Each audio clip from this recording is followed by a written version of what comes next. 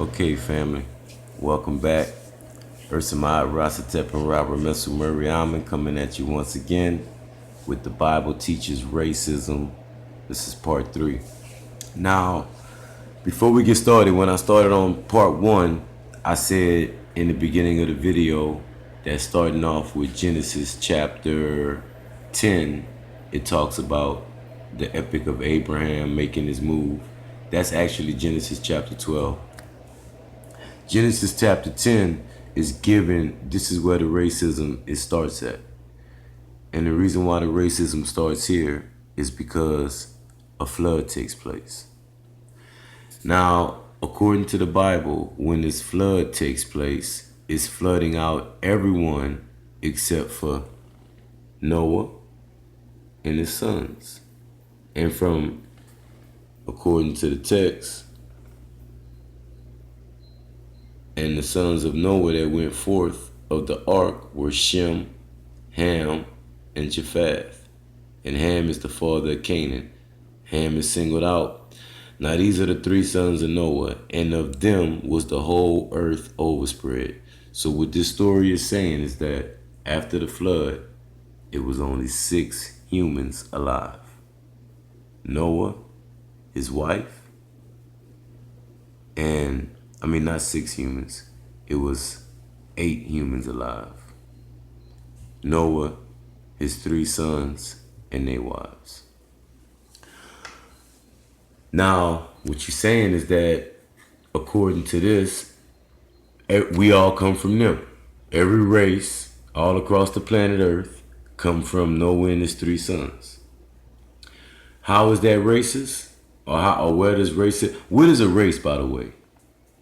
Because a race is a group of people, whatever you want to call it, whether it's white, black, any type of ethnic group, Chinese, whatever it is, that's a race.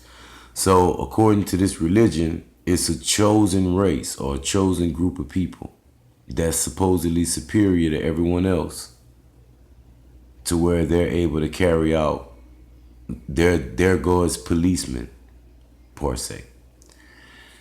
And right here, what it's talking about is that, let's just get into it. Now, it says, back to where we were, and of the whole earth, verse 19, these are the 3 sons of Noah. Of them, the whole earth was overspread. Now, verse 20 says, and Noah began to be a husbandman, and he planted a vineyard, and he drank of the wine, and was drunken, and was uncovered in his tent. And Ham, the father of Canaan, they got Canaan in there again once again, saw the nakedness of his father, and told his 2 brethren without. Without, and it has a period, but that's saying without covering him up. And Shem and Japheth took a garment and laid it upon both their shoulders, and went backward and covered the nakedness of their father, and their faces were backward, and they saw not their father's nakedness. And Noah awoke from his wine, and knew what his younger son had done unto him. Now, when it talks about the father's nakedness, these Hebrews will give you 2 different perspectives. One perspective is they saying that Ham looked at his father naked and joked around about his nakedness, or they even go so far to say that he was sexually attracted to his father, or took it to that level. And this is what was supposed to be the evil that was committed. Now, another sect of the Hebrews will say, no. The nakedness is describing Noah's wife. So what they will go on to say is that Ham saw Noah's wife naked and went into Noah's wife. And in doing that was how Canaan was cursed. So these are the 2 scenarios that's given, not by me, but by the Hebrews, or the people who claim that this story actually took place. All right, verse 24 says, and Noah awoken from his wine, and knew what his younger son had done unto him. And he said, cursed be Canaan, a servant of servants shall he be unto his brethren. So he's a slave of slaves, the lowest you can possibly get unto the brethren. And these brethren are the ones who are repopulating the planet. So Canaan and his descendants is to be the slaves of the ones who are repopulating the planet. And he said, blessed be the Lord God of Shem, and Canaan shall be his servant or his slave. And God shall enlarge Japheth, and he shall dwell in the tents of Shem, and Canaan shall be his servant.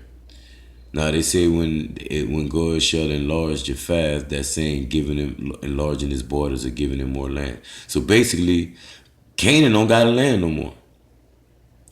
Because when you hear them say the promised land is the land of Canaan, this is why they were promised this land, because of a so-called sin that Ham committed, which is the father of Canaan. Now, what's important and where racism still creeps in is when we go on to verse 10. It says, now these are the generations of the sons of Noah, Shem, Ham, and Japheth, and unto them were sons born after the flood. Now, as you can see, it says that verse 6 will tell you, and the sons of Ham is Cush, Mizraim, Put, and Canaan. And then it'll start going down to the sons of Cush. But what's important right here is that Cush is actually Ethiopia. Mizraim is what we would call Kemet, or what they would call Egypt. Put is Somalia, where Somalia is today, Somalia. And Canaan is where Israel, the present, not the people, but the actual state exists today, is in Canaan. That's where the land of Canaan is, right there on the Gaza Strip. Okay, so here we go. And what's happening is that Ham is the father of the African continent, because this is why the Hebrews will say we're not Africans. We are not Africans. The reason why they say they are not Africans is because they're not going to claim Ham as their forefather. Why won't they claim Ham as their forefather? Because Ham is the low down one that saw his daddy naked, or whatever they said happened. Because I want to remind you that the Genesis story is not an original story in the Bible. No, it ain't. As a matter of fact, the Genesis story was written in 70 AD. That's one date, or 90 AD, at the Conference of Jamaica, is when the Sanhedrin Council wrote the Genesis story in there. So, according to them, Ham and his descendants is servants. So, when we get down to this, when you look at, or when you see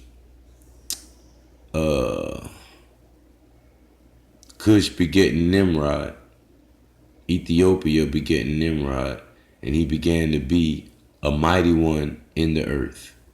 He was a mighty hunter before the Lord. Therefore, it was said, even as Nimrod, the mighty hunter before the Lord. And Nimrod is according to the text, an African king, an Ethiopian king, Ethiopian mighty man that they claiming is evil because he's a seed of Ham. So now we can understand that Abraham's lineage would come from Shem. And since Abraham's lineage comes from Shem, this is why the Hebrew Israelite will tell you he's not an African.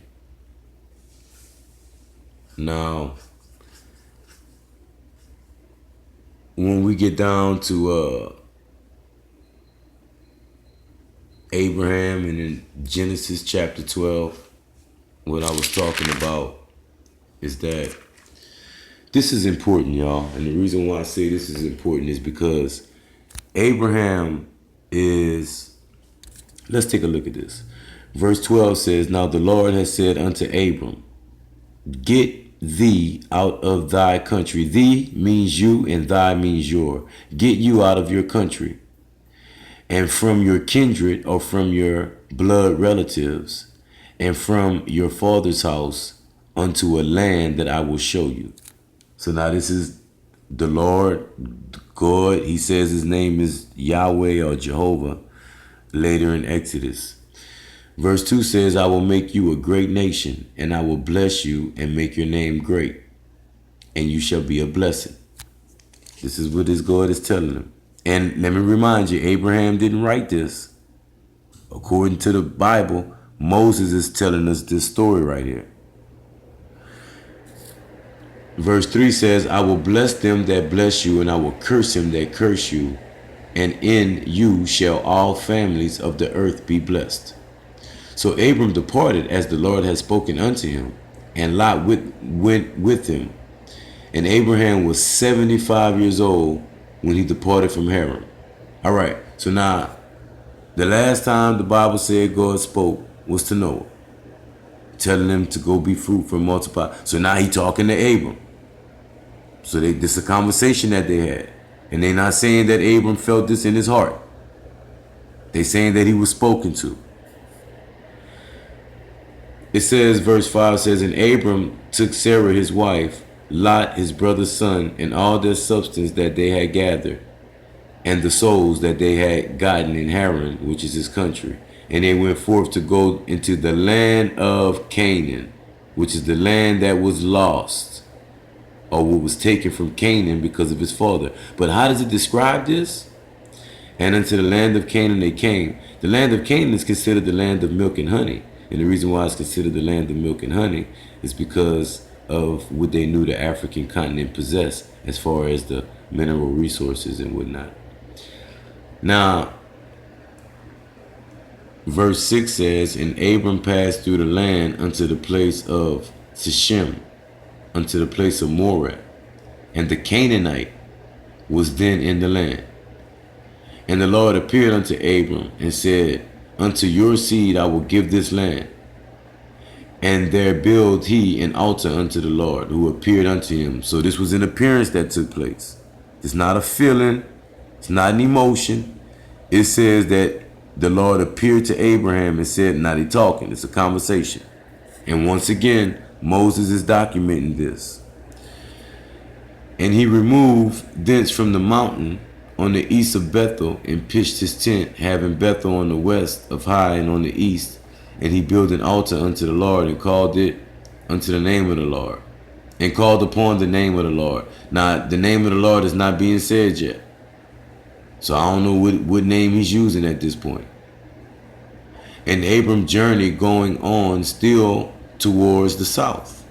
Now look at what verse 10 says. And there was a famine in the land. And Abram went down into Egypt to sojourn. Sojourn means live. So Abram went down into Egypt to live there, for the famine was grievous in the land. So once again, every time they have a famine or they run out of resources, they're going to come straight to Kemet, straight to Africa, straight to the minerally rich land or continent on the planet Earth.